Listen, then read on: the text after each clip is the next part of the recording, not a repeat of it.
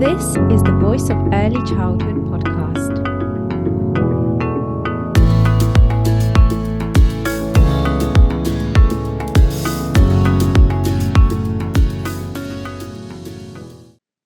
Hello, everyone. Welcome to the Voice of Early Childhood podcast. My name is Angelica Salinska, and today I'm joined by Olivia Corbin-Phillip. Thank you, Olivia, for joining. It's really great to have you on. Hello. It's really nice to be here. I always love an opportunity to talk about what I do because I love it so much. Oh, great. Well, that's exactly what the first question is going to be about what you do. So professional storyteller is your role, which is really, really exciting. It sounds quite different to a lot of other people's roles when they come on here. I know you're an early years consultant as well, but the storyteller bit is kind of tied into that and it sounds even more exciting. So that's what we'll be talking about today. So mainly discussing the benefit of stories for young children, especially around building their confidence and improving oracy. But yeah, firstly, what is your role? Tell us a little bit more about what it involves. Lots of little things, really. Lots of big things. So I was an early years practitioner, only recently left actually being an early years practitioner in a setting in a private day nursery 6 months ago, which I can't believe. Oh, wow. Just marked 6 months self-employed as a professional storyteller. So congratulations. Yeah, thank you. It is really exciting, and it was a big leap, like being self-employed just to Yeah.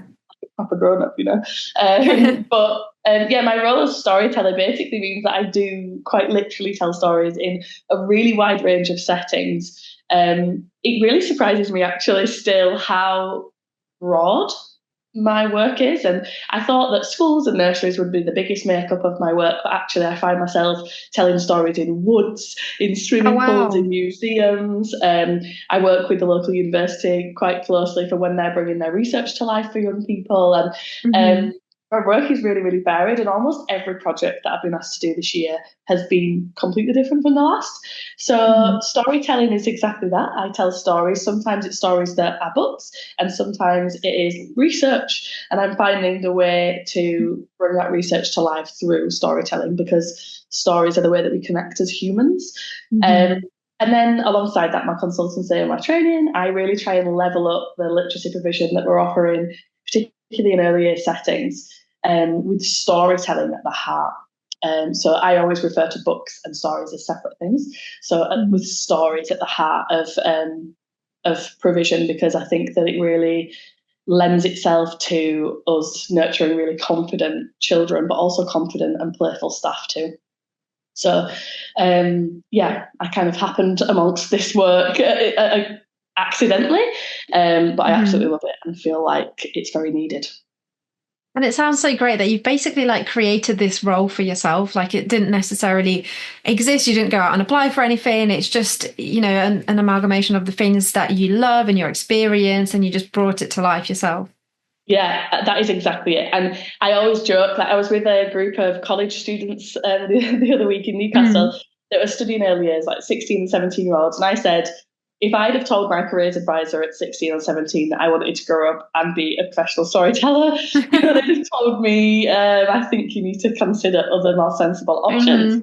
And when I went on to go to university, I chose to do drama at university, and my parents did sit me down and they did say, you should probably choose English literature and maybe do drama on the side.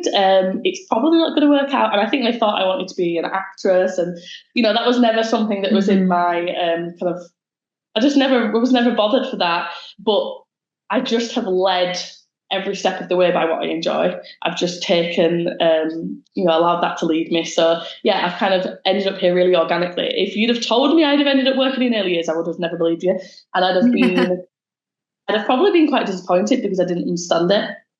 I had very kind of negative conversations with being an early years practitioner. And so everything feels like very serendipitous, that I've ended up in this place doing all the things I love. And every single step of the way has taught me something to get to this point. So yeah, I'm just, my work going forward, continuing to, is very much the same. I'm just leading by the projects that I really want to get involved in and that fill me with joy, because that just transfers to both the adults and the children that I'm working with too. So it's quite interesting that you say that you were not thinking about a career in early years at all, and you had those negative connotations around early years, and that is still very much the case, unfortunately, about the sector. And it's all about, I guess, changing those views, isn't it? And that's something that you probably also do through your role in terms of talking about your career journey. And that's something that I'm really passionate about and fascinated in terms of people's trajectories, and them starting off somewhere and going somewhere completely unexpected, and that's the beauty of it, just not necessarily leading going with the same kind of journey that might be expected of you, that is very common, of people, I don't know, in this the same kind of background as you, or whatever it is, and really going with something that is different, and just figuring out what you like. So I think it's so important for young people to just try out lots of different things. I always say that to my students and my younger brothers as well, not necessarily going in with something and thinking, oh, I'm in my 20s or younger and I have to have it all figured out. Actually, it's about just trying things out and thinking, I really love this, but I don't like that aspect of the job. And then it just all comes together eventually. And then you find something that you love, or you create it, like what we were saying you did. Yeah, I'm all for that. And I'm really passionate about people leading with their passion, and finding that. I mean, too many adults that just, and I don't mean this in a negative way, but they will say themselves they don't have a passion. They don't have that thing that fills them with fire. And that's because we're told when we're quite young to find a job that fits, or to fit to a job.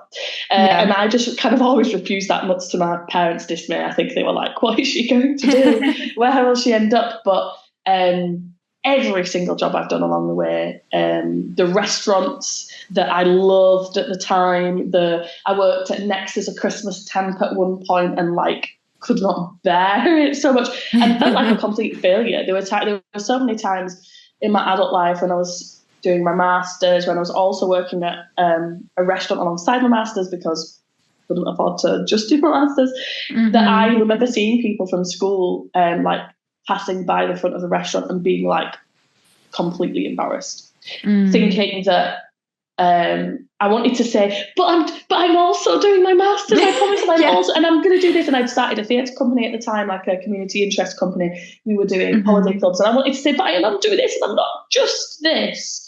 And I wish I could just take myself back and kind of whisper in my ear, and say this is all part of it, part of the journey. Very, very much so. And so, yeah, I used to be a holiday rep, when I first left school. I've done so many things, and people often say, you've had so many jobs, but every single one of them has got me to doing this, and this feels like my forever thing. And it will shift and it will change and it will look different in a year and 5 years. But as long as I lead with joy and passion, I think that everything will be okay. I think it's really inspiring for younger people to hear this, and just anyone really. But anyway, we did say we'll kind of go off on a tangent eventually, but straight away we started off with that. But it's just really, it's great to hear your journey. It's really important and to understand kind of where you kind of started off and where you are now. But you mentioned that there's a difference between story books and stories in book form and storytelling, I guess. So tell us a little bit more about that then. So I guess initially when I start these conversations, people often just presume that when I say stories, I mean books, and when I say books, I mean stories. And I just really think it's really important to clarify that they're not always the same thing. And when I say stories and storytelling, I'm usually referring to the act of orally transferring a story. And I don't mean in a narrative from a book. I mean, it could be a story about what I've done at the weekend, some gossip I've heard. It could be, remember that time that this thing happened? These are stories. And I really want people to start looking at all the conversations we have as stories, because we are all storytellers, right? We all have this skill. We all do it very differently, but we all have it, and it's part of our everyday lives. And like I've said already, it is literally what makes us human. It's what connects us as people. And that's stories. And then books are home to stories. Books are physical beings that are home to stories. And they have usually in a traditional sense, more of a, a strict structure and a path that they lead us down, that has been really well thought out and curated, whereas stories aren't usually that curated. It's more impromptu and more in the moment. Mm-hmm. Yeah, I love what you said. Books are home to stories. I just noted that down. Yeah, I love that in itself. So I feel like because you are a storyteller, the way that you talk, like even when I said what's the difference between storybooks and stories, you kind of told that in a kind of very story based way, if you know what I mean. Like, it's more expressive, and you're using I guess you're helping the listeners to visualize things as well, when you said books are home to stories. So in terms of telling stories, there is a massive element of imagination and visualization then. Yeah, and I think, like, going back to what you said about how you deliver that is exactly why stories are important, because it's how we exist, because it's how we connect to people, how we present our stories, are how other people see us within the world, right? So if we give children the gift of stories and we give them the gift of being good storytellers, and by that I mean, if they see it, they are more likely to become it. If they hear it, they are more likely to repeat those things. If we give them that gift, there is nothing better that we can do for them, because no matter what other skills they collect, no matter what their interests are, no matter what job they want to do or don't know what they want to do, like me in the restaurant, if they can speak to people, if they can communicate and they know how to articulate their thoughts and feelings and hold a conversation with anyone from anywhere in the world, they can literally do anything. That is exactly why the books and the stories is important. It's because of that. It's knowing how to speak to people. But I have forgotten what you asked me. I don't even know what it was either. It's something about visualization in stories. Oh, yes. And yes. Okay, so this is a really big one. So I wanted to say that point before going back. So visualization is a massive part of storytelling, and it's your job as a storyteller to weave those images together for them. We have to presume that the children do not have the tapestry already. It's our job to add that. So I only recently learned that everyone's visual, like, I don't know what the phrase is, everyone basically sees in their mind's eye things differently. So some people see a really clear 3D image. Some people might see a silhouette. Some people might just see like literally just an outline. Like, that's a really rubbish example. I'm not doing. No, I know what you mean. Yeah, but we all see it differently. Some people are super detailed. Like I can imagine an apple. So for me, imagining an apple is really, really simple. I can see the shine that is coming from the reflection of the light. I can see the stalk and that it's crispier than the shiny apple, which almost looks like it's been polished. I can imagine somebody biting into it and I can hear that sound. Even though I can't.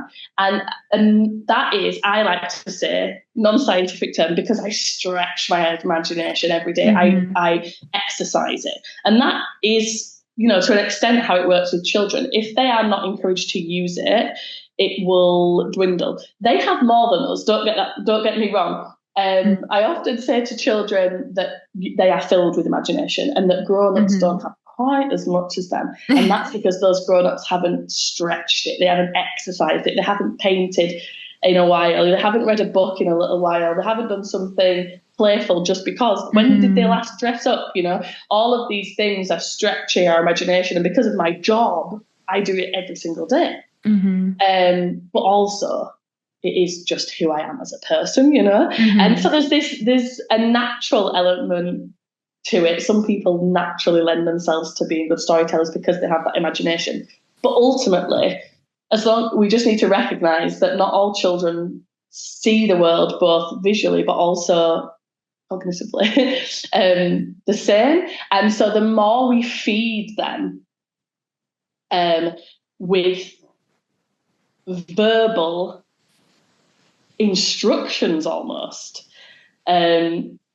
of how to visualize things, the easier that will be, and the more, I don't know how to articulate that, I guess the stronger that vision will be for them.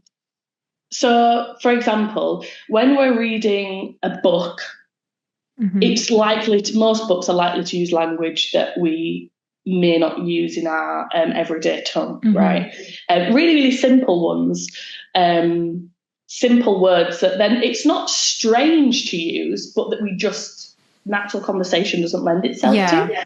And so books offer us that. They offer us that opportunity to introduce those words, and the turns of phrase and how they're used within context. But they also often offer the description that we don't use. That's the biggest one: visual descriptions.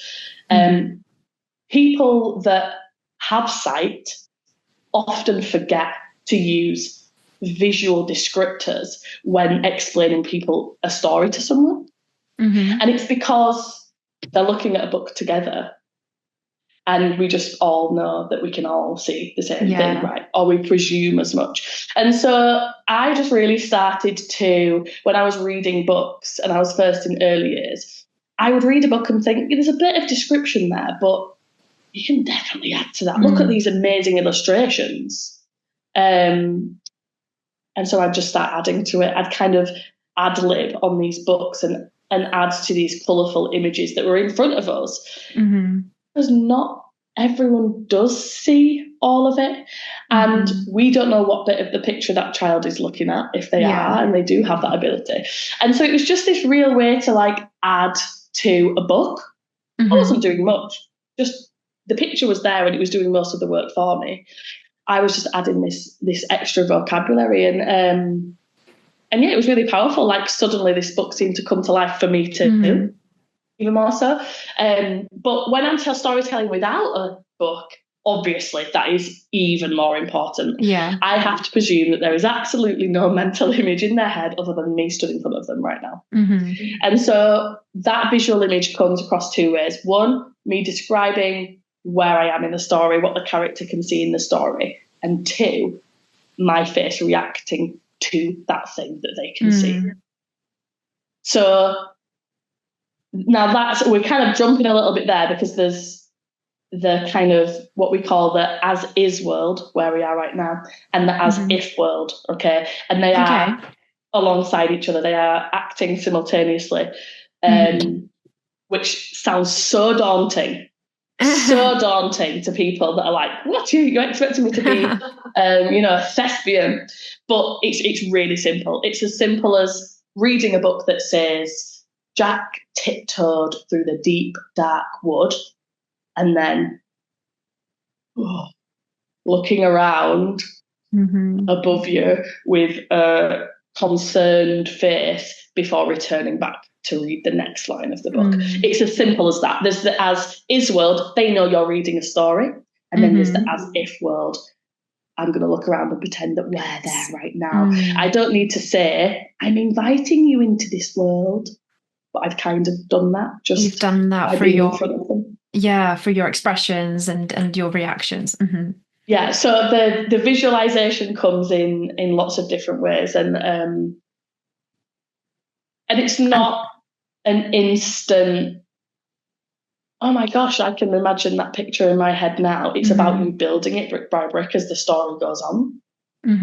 Yeah, that makes a lot of sense. And I guess in terms of, thinking about all the benefits of storytelling and visualization and stories being more interactive, I guess.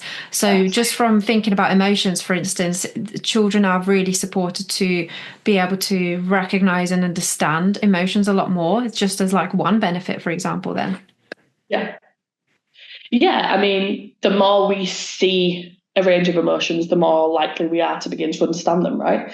There are so many emotions as an adult that you are not. There are so many emotions as a child that you are not, or I was not as a child, almost allowed to see. And so I couldn't even start to understand them until I was an adult. And so I just really try and reflect. I think, again, I do it quite naturally in my face because I'm so expressive, and my children are very expressive in their face. And I think it's because we do just mirror the adults in our lives. And so my 1-year-old, when he's even a little bit sad, has the biggest pet lip, it kind of mirrors that storytelling. But the as is and the as if world that I mentioned before, the as if world is the real safety net. It's a real safety net that allows children to explore emotions, explore themselves in the real world within the safety of an as if world. So when we're bringing them to life, and that can mean lots of different things. It can mean what I just gave an example of just kind of pretending that we're in the woods for a second. But it can also be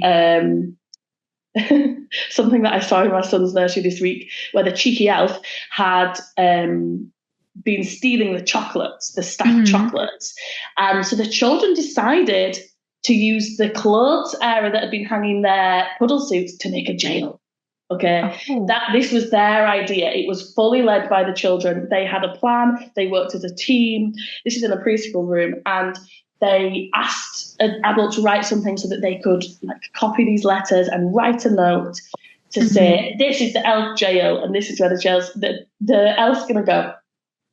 And they even set up the camera on the tablet and said, we're going to watch him to make sure, he can't escape. You're going to have to remind me why I was talking. Honestly, my brain has just gone. What was I saying before this about? That's so funny. Okay, yeah. So there's the safety. So this story that they've created. So there's a story that's been presented to them, which is that this cheeky elf is eating the chocolates, right? But they go, okay, we can act within this story. They know it's a story to an extent. At the back of their mind, they know that this is a story. They know that they can't really lock anyone up. Right? They can't really. If they tried, they'd get told, you can't choose what to do with somebody else's body. But this allows them to problem solve as a team. It allows them a position of authority. They are suddenly an expert in this story, right? And the adult is treating them as if they are an expert. And they are the teacher, the practitioner, they go, I trust your ideas. That's a brilliant idea. Yes, okay. Yes, I'll do what you say. And for a child, that never happens. When does a child ever get that much autonomy, and that much choice and just validation of their ideas? That's true, so yeah. Stories really lend themselves to doing that. But also, if they make a choice that's not so good, or if they make a choice that in the real world might have grave consequences, they are within the safety of a story. And we can talk about why that happened and what we might choose to do differently. And they are not acting as themselves, but they kind of are too. And so we can go, yeah, well, when you were there, you made that choice. It's not that we're telling them off. It's not that they're getting berated for anything. It's just a conversation because it happened in the story. Yes, so there's kind of loads to unpack there, but it's about validating them and filling them with confidence and this pretend world and the opportunities it offers them. Hello everyone, I'm here with an exciting announcement. The Voice of Early Childhood Conference is back again and it will be held on 8th of February 2025. I'm really excited to share with you all the fantastic speakers and their talks. So first up, we have Matt Baller presenting the morning keynote on proactively supporting children's mental health. Then we have 3 workshops for you to choose from out of a choice of 9 different topics and a variety of speakers. So on the leadership strand, we have Yinka Ognusi, cultivating a critical approach, targeting social justice and anti-racism. We also have Claudia Cicera and Stuart Cloak, recruiting a diverse workforce and investing in staff retention. And we have Wendy Ratcliffe, what to expect on your inspection day. And then we have our practice and parents strand. We have Dr. Sue Allingham speaking on a neuroscientific lens on the learning environment. We also have Stephanie Warrender, early literacy through song drawing. And we have Olivia Corbin-Phillip, using stories to build confidence and improve oracy. We then have our final strand, which is practice focused. From Charmaine Leach, we've got Inclusive Beginnings, Nurturing Every Child with SEND. We have Jan Dubiel, Creating Your Own Curriculum. And we have Dr. Mona Saka, Kayla Halls, and Dr. Sarah Benetti on big questions in the baby room.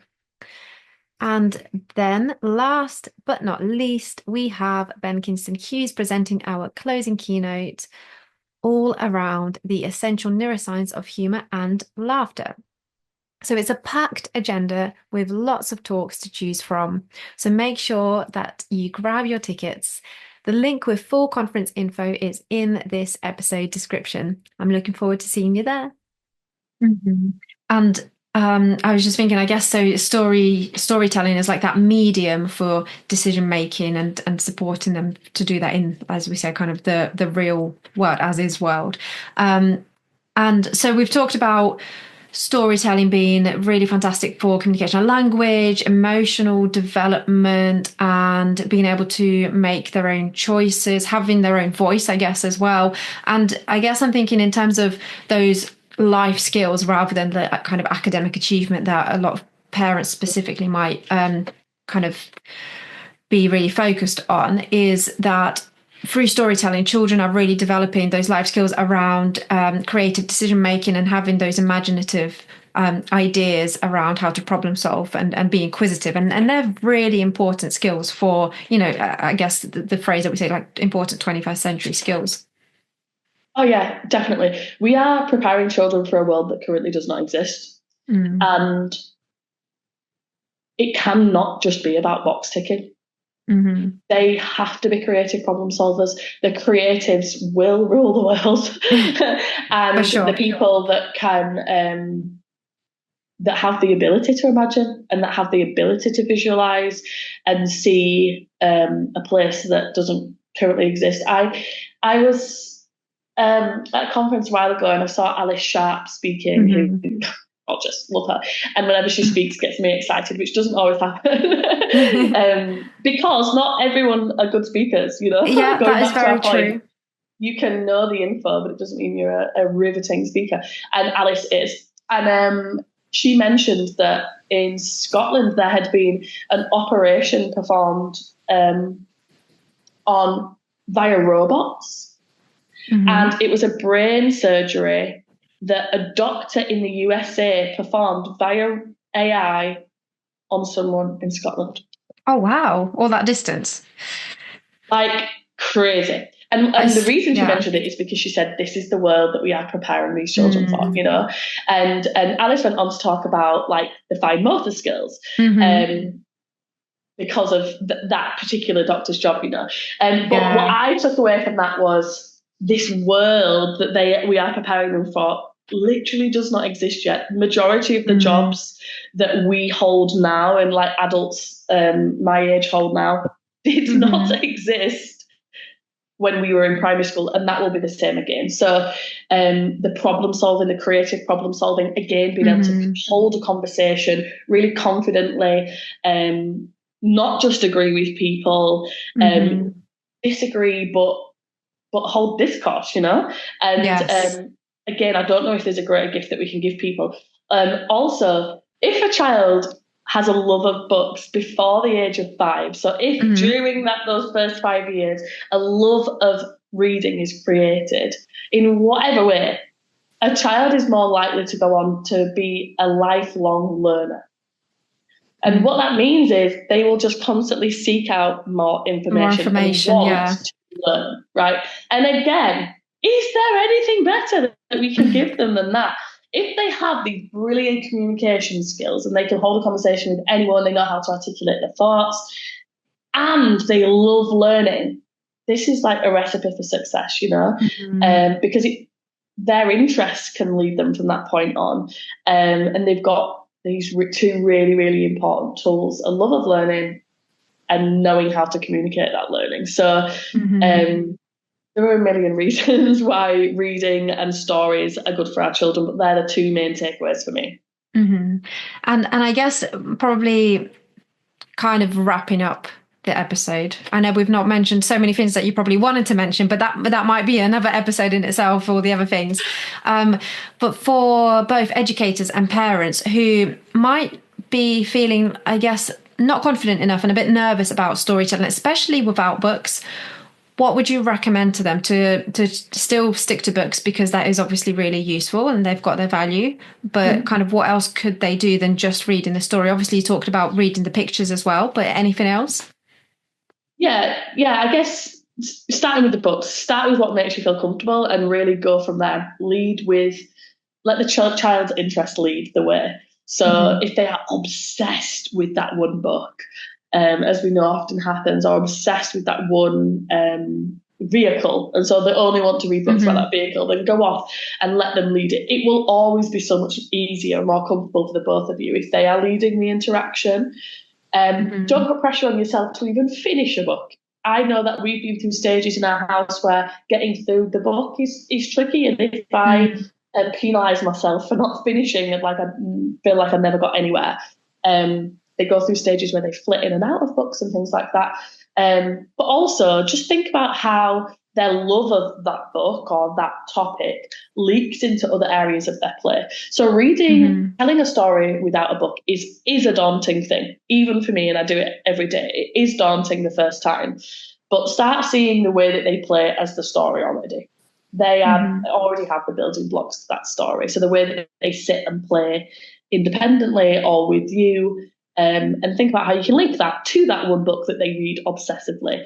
Is there that one turn of phrase in the book that is repeated and repeated and repeated? One book that my son's obsessed with at the minute, it mentions scooping and lifting and tipping. And so whenever we're in water or with sand or with mud and he's playing whatever it is, if he's filled his dumper truck with other vehicles, I will say those things out loud. And it's the start of that linking the things they're doing in practice with stories. It doesn't have to be a full theatre production. That's not just what stories are. It's about seeing everything they do as little snippets of stories. Sharing your day at the end of the day rather than reading a book is a way to start telling a story without a book. You could start by saying, we did this and then we did this, and then add something that didn't happen. Add something fun and fantastical that didn't happen. And that's that imagination aspect. Yeah, and then I spotted that little dragon on the shelf next to the milk. I should have probably picked that up. But I picked up the milk instead and we went on our way. And you continue it, with your day. Just add these little things and it will start a really playful, story-based interaction. So it doesn't have to be this big show, song and dance. Yeah. It's just some little things and the conversation starters. Yeah, and I guess with that example that you gave as well, the child will probably want to bring in their own voice into the story and their own ideas, and we often hear children say, no, that didn't happen, or there's not a dragon on the shelf, things like that, and then you could kind of carry on with that imaginative playfulness and then see where it leads to. And I guess for adults, that is probably who are not as confident in storytelling, that is a great way in terms of, like you were saying earlier with your son's setting, letting children lead the learning and giving them that, trusting their ideas, giving them that authority and giving them the voice there. Yeah, absolutely. Every time we do these little tiny playful things like the dragon on the shelf, we're offering them up a seed. They might not take it and they might just look at you funny at first. Yeah. No, that didn't happen. Then we went there and we did that, and they might correct you, and that's fine. And the next time you do it, you can go a little bit further, and they will be realizing it takes a little bit of embedding actually, that you're inviting them in, and that's when you let their ideas, take lead. And I was going to say as well, when you mentioned, so you talked about bringing stories into everyday context and making those links. And earlier you were talking about visualization and stretching the imagination. But I think also I was going to add to that and ask you about how important is children's previous experiences, because sometimes we may want to stretch their imagination, but they've not seen this, something that we're talking about in the story before, or they haven't got as much experience. Just kind of generally, obviously children experience lots of things as they grow, but they may not have enough diverse experiences that they can kind of build on and touch on to then be Yeah. able to stretch their imagination. So I guess sometimes it's important, especially for educators, obviously, to really know the children, know each individual child, and understand where they're starting from, and then build a story from what they already know, so then they can build from there and stretch their imagination from what they already do know. Absolutely. That is a really big thing when I'm leading training with practitioners and I do what I do. As an example, I might tell a story and I think people just assume that they can replicate this thing. Mm-hmm. But really, it is all about judging who is in front of you. The biggest and hardest part of my job is, particularly when I'm telling the story in front of children as a one-off, I will never see those children again. I've never met them before. The hardest thing is knowing that I don't know anything about them.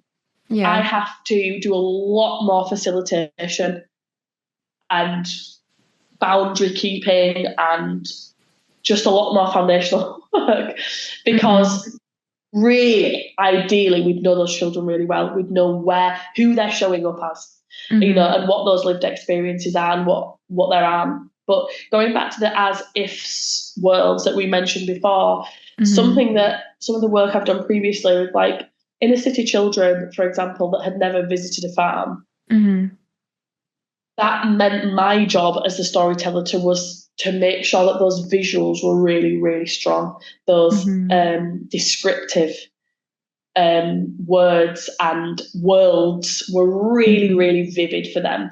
And actually, this might be the only context in which they experience a farm. So we can't just brush past it. Yeah. Bring that world to life, fill it out, sketch it in, really spend time on just the description with them. What can you see? I can feel. Oh, do you smell that? Build that world before a story even starts. Build that world with them. But also then going back to how we just slip stories into everyday happenings with children. Knowing where they're at is important because obviously it's just stepping stones and it is just building blocks. We're building on that language all the time, and often language in books might just seem really fantastical and really far away and just not real life. So if you know or recognise as a word in a book that they're not going to understand because you barely understand it, change it. Change the context in which your story happens. If the characters in all your books all look the same, change them. Make it yourself. There's not this one rule. The beauty of stories is that it's all about copying. It's all about changing. And from the beginning of time, the one thing we've been doing is altering other people's stories and retelling them and making them suit the audience in front of us. There's nothing wrong with doing that. So yeah, there's kind of a lot there. It's hard to unpick that whole last point, but the as-if world is this real safety net that can offer them like this just opportunity to experience stuff that they may not get the opportunity to experience until they're adults. Yeah, I really love that. I really love that you brought this into this conversation, as is world and as if world, and I think that could really help practitioners and parents to reinvent how they see stories and how they then deliver stories to children. So I think there's so much there to reflect on, but also to take away with you. So yeah, thank you. And I was going to say you're also speaking at the Voice of Early Childhood conference in February 2025, which is very exciting. And I assume this is going to be a very interactive workshop, is it? Yeah, of course. I think you can only talk about storytelling so much. You've just got to do it and watch it. And like I said, it's all about copying and stealing ideas and thinking, oh, I can do that next time. So yeah, as practical as it can be.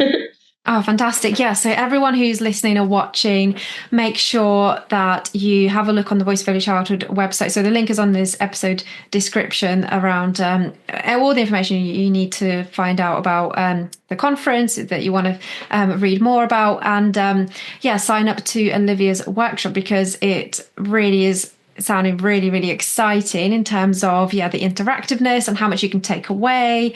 And yeah, I'm looking forward to it as well. So everyone, make sure that you do check it out. And also Olivia's article is on the website as well. So again, the link is in the episode description. And there's so much that I feel like we could still talk about and unpick. And I noted some things down. I feel like we'll need another episode to unpick some of the things that you address and all the other extra things that you were going to talk about.